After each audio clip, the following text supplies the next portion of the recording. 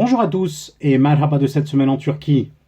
La Turquie traverse une période assez bizarre. D'un côté, les réseaux sociaux, la rue, le moindre village reculé en Turquie ne parle que d'un seul sujet. Les vidéos révélations de Sedat Peker qui ont atteint des millions de vues. Mais dans les médias dits mainstream, rien. Les sujets de débat sont variés et la seule allusion à ces révélations sont les rares réponses de quelques responsables politiques qui démentent des informations qui ne sont pas parues dans ces médias. Le dernier coup porté par Sedat Peker a été cette fois-ci les relations entre journalistes, politiques et mafia. Nous avons choisi de sous-titrer certains extraits des vidéos discutées. Les vidéos de Sedat Peker continuent de rythmer la vie politique en Turquie. Ces accusations se focalisent désormais sur le ministre de l'Intérieur Süleyman Soylu, de plus en plus isolé, mais épargnent le président et chef de l'AKP Recep Tayyip Erdoğan. Au fil des révélations, les accusations touchent maintenant le monde médiatique après le milieu politique et criminel. Outre les vidéos publiées sur son compte YouTube, c'est avec 2 tweets que Sedat Peker, ancienne figure du crime organisé, a provoqué une nouvelle secousse. Mardi soir, un député du CHP, Özgür Özel, posait la question suivante. Un journaliste, proche du ministre de l'Intérieur, a-t-il tenté de faire l'intermédiaire entre ce dernier et Sedat Peker afin de le convaincre d'arrêter de publier ses vidéos? Le nom du journaliste en question n'est pas cité, mais la description de ce profil correspond à Hadi Özışık, dirigeant d'un site internet d'information pro-gouvernementale et ardent défenseur du pouvoir dans les débats télévisés. Dans l'heure, Özışık répond « Je ne suis jamais allé faire l'intermédiaire entre Peker et Soylu. Je mets mon honneur en jeu, ma dignité. Si Özgür Özel apporte la preuve de ce qu'il prétend, je suis prêt à accepter que je suis une personne indigne. Mais s'il n'arrive pas, alors c'est lui la personne ignoble, la personne indigne, le menteur. » La preuve de cette affirmation est venue quelques instants après de Dubaï, où est réfugié Sedat Peker. Il publie un tweet qui dit « Mes chers amis, les frères propriétaires du site internet Internet Haber, Hadi Özışık et Süleyman Özışık, ont nié avoir agi en tant qu'intermédiaire entre Süleyman Soylu et moi, et ont dit que ceux qui disaient ça n'avaient pas d'honneur. Je ne trahis personne, mais je n'accepte pas qu'on me traite de la sorte. » Avec le tweet, une vidéo où on le voit discuter en visioconférence avec Hadi Özışık. Les sujets de discussion relatent des événements de quelques jours et permettent de dater la conversation. Allah da abi, diyorum da Allah vardı abi, Allah vardı. Ya abi vallahi bunlar Gayretullah'a savaş açtı. Yemin ediyorum Gayretullah'a savaş açtı da. Ya bu kadar zulüm abi arş-ı aleme ulaştı ya. Yemin ediyorum buraya koy küllüğünü. O kulaklığı şarja koyun. Hadi Öztürk'e o konuşmayı yapması bugün gün boyunca o konuşuldu sosyal medyada. Aptal herif diyor ki biz olmasak buraya mafya çeker. Sen nesin? Emekli değil misin lan de senin ne özelliğin var? Ama o en çok bizimkine vuruyor, darbe vuruyor. Yani diyor ki burada asayiş yok ben sağlıyorum. Ya abi sana bir şey söyleyeceğim de. Ya abi biz bir arkadaş aradı bizim yakınımız. Dedi ya arkadaş dediği şey söylüyor dedi. Hani benim üstüme çok geliyorlar. Ben bir şeyler hani böyle ufak tefek söyleyeceğim. Kusura bakmasın. Dedim tamam. İlk gün bir açıklama yaptı. Interpol kararı. Tamam devlet. O bu suç örgütü. Ya abi ertesi günü dedi ya. Pislik mafya babasını. Bu deli mi abi? Yani bu ne diyor abi ya? Vallahi abi ben bir şey söyleyeyim ben anlamadım. Ben dün ona şöyle bir şey ifade kullandım. Niye dedim sadece sen atlıyorsun yani? Ben dedi yani hiç AK Partililerden bir tanesi konuşmuyor. Sen niye kendini ortaya atıyorsun? Ne dedi abi? Hiç yani cevap vermedi. Ya abi bu adam sana söylemedi mi? Cumhurbaşkanımız da ben de onu çok seviyoruz 5 ay önce. Abi aynen Süleyman'a da söyledi.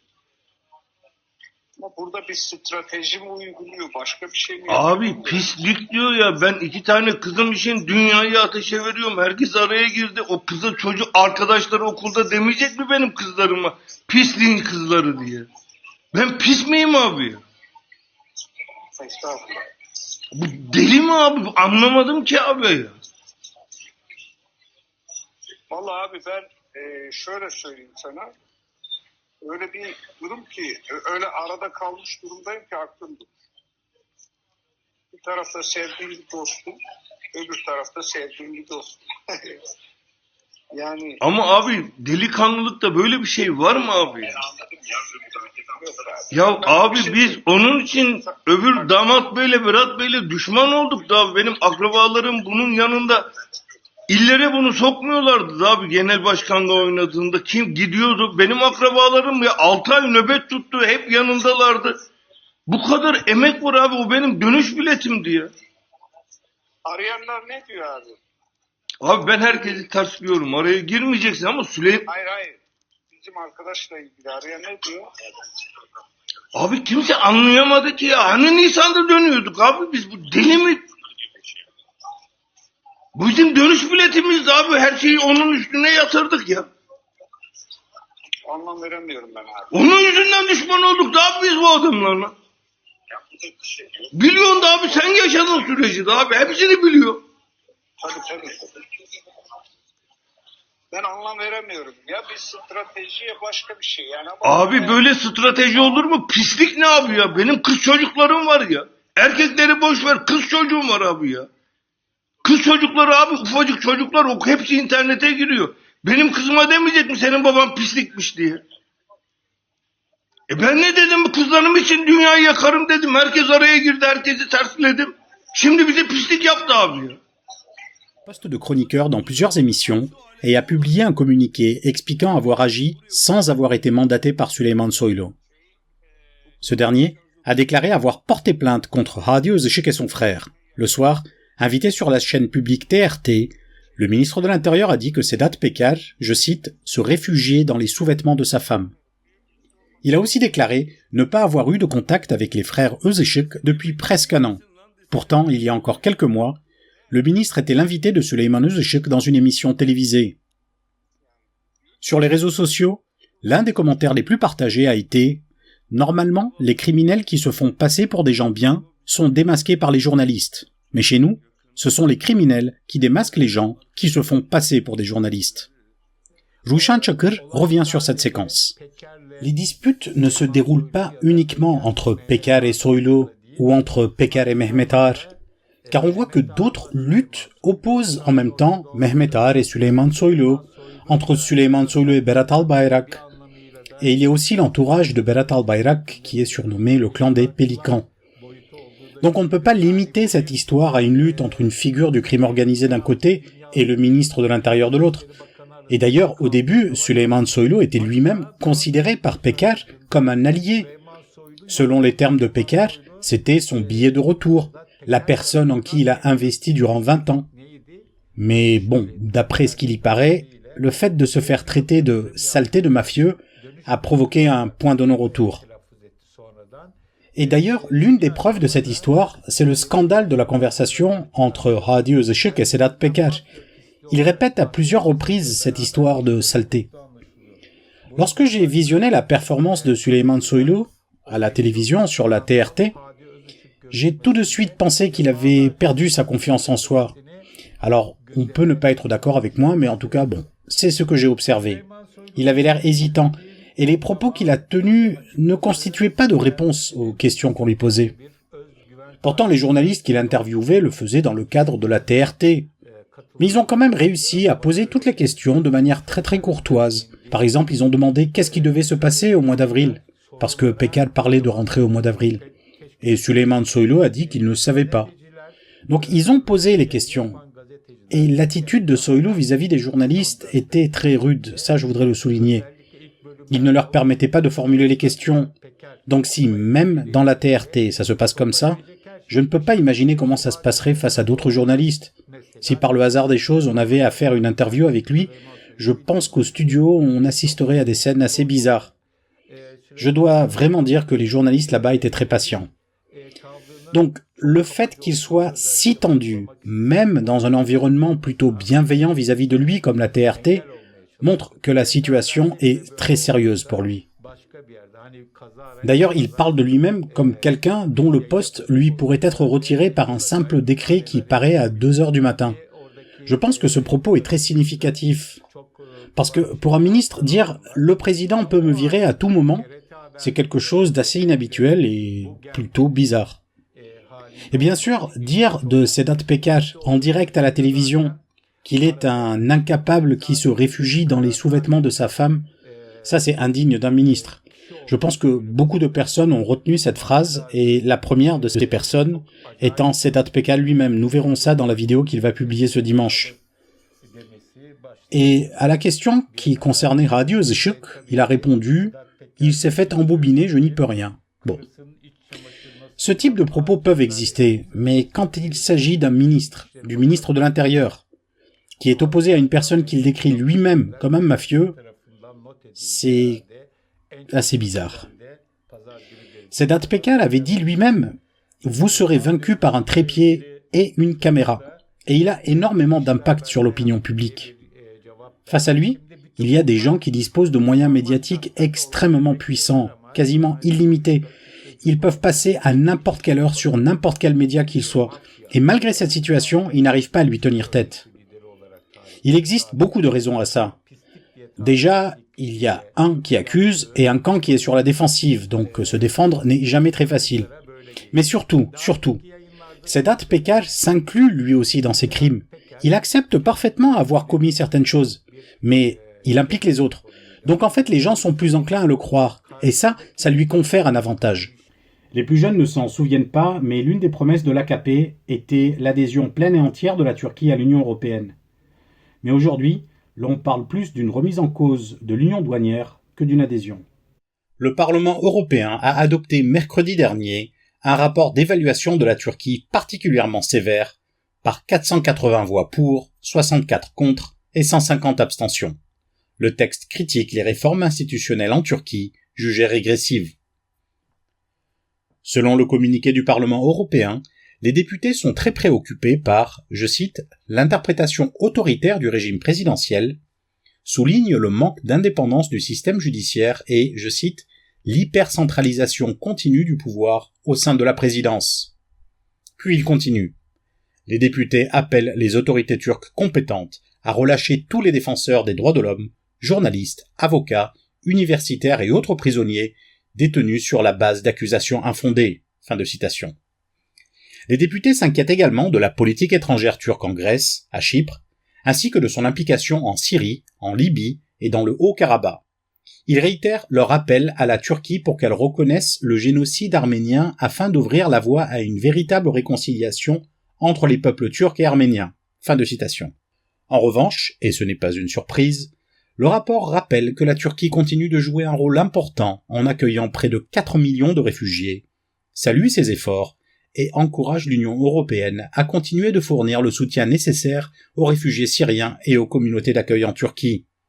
C'est ce qu'a souligné le dirigeant du groupe PPO au Parlement, Manfred Weber. Il a dit « Dans les circonstances actuelles, nous avons besoin des uns et des autres. C'est pourquoi il faut employer les pourparlers en cours pour arranger les choses. » L'auteur du rapport le plus critique sur la situation en Turquie, selon ses propres mots, Nacho Sanchez Amor, a lui appelé le président turc à inverser le cours politique, faute de quoi les discussions sur l'union douanière en subiront les conséquences. Le ministère des Affaires étrangères turc a déclaré qu'il n'était pas possible d'accepter un rapport loin de l'objectivité dans une période où des efforts sont effectués afin de revitaliser les relations Turquie-Union européenne. La présidente du İYİ Parti, Meral Akşener, tente de conforter son image de présidentiable et porte des coups de plus en plus forts contre Erdogan. Issu du parti ultranationaliste, le MHP, Akşener est aujourd'hui dans le viseur du pouvoir.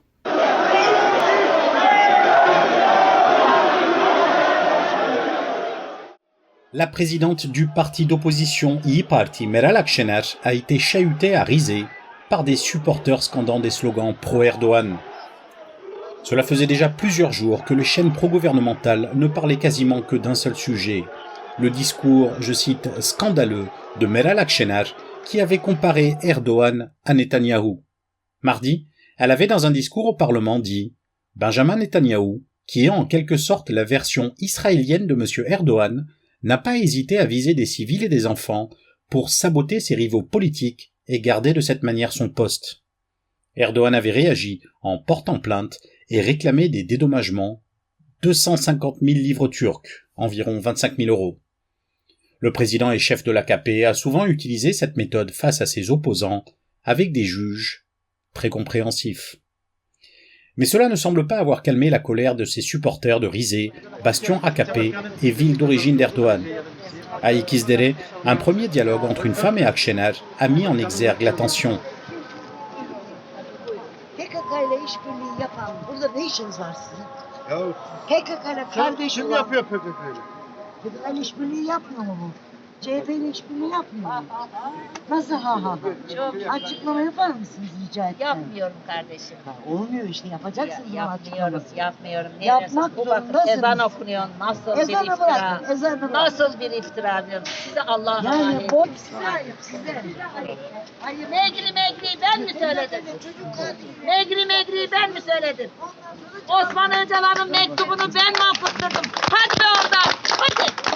Quelques heures après, un groupe scandant le slogan « Recep Tayyip Erdogan » s'est approché de l'ex-candidate à l'élection présidentielle de 2018 et a bousculé la chef du İYİ Parti.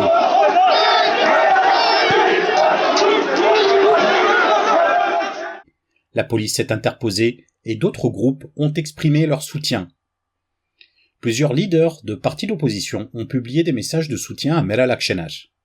Kemal Kılıçdaroğlu, le chef du principal parti d'opposition, le CHP, mais aussi Temel Karamollaoğlu, président du parti islamiste Saadet, ainsi qu'Ali Babacan, président du DEVA.